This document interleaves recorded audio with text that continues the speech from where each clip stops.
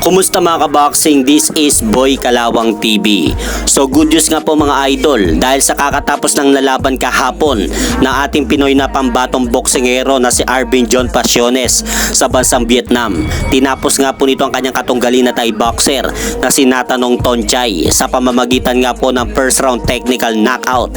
Matapos nga pong patikimin ng Pinoy na boksingero ng isang solidong body shot, ito pong Thailander na si Natanong Tonchai upang mamilipit nga po ito sa gilid ng lona. Pero kung mapapanood nyo nga po mga idol, ang kanilang nangyaring laban kahapon sa bansang Vietnam, nagmistulang galit na toro nga po itong ating Pinoy na boksingero na gustong manuwag ng sungay sa ibabaw ng ring. Kaya ito pong Thai boxer ay hindi nga po nito malaman ng kanyang gagawin sa ibabaw ng lona. Dahil agad nga pong nagpakawala ng mga malalakas na suntok itong Pinoy na boksingero upang matamaan nga po itong Thailander ng isang solidong left hook at isang pamatay na body shot sa katawan upang bumagsak nga po ang Thailander sa unang pagkakataon. At sa pagtayo nga po mga idol ng Thailander, parang lasing nga po ito at gumigewang-gewang sa ibabaw ng ring.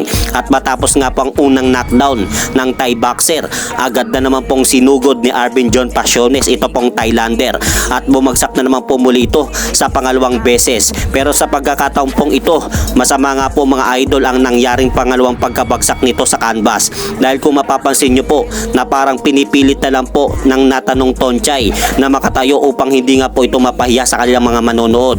At imbes nga po awatin ng referee ang laban, ipinagpatuloy pa rin po ng referee ang kanilang laban kahit medyo masama na po ang lagay ng Thailander na boksingero. Ay pinagpatuloy pa rin po ng third man in the ring ang pagkakataong ito.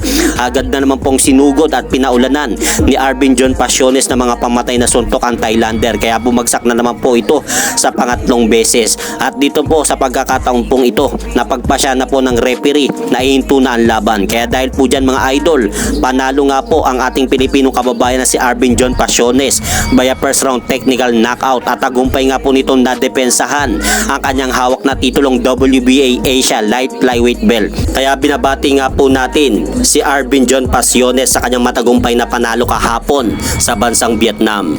At tumabante na rin po ang kartada ng Pinoy na boksingero sa 9-0 with 5 knockout. Habang bumagsak naman po ang kartada ng Thailander sa 13 na panalo at 2 talo. At hanggang dito na lang po muna ang aking update sa mga aganapan sa mundo ng boxing. At syempre mga idol, pakisuportahan nyo naman po muna ang ating munting channel. Maraming salamat po.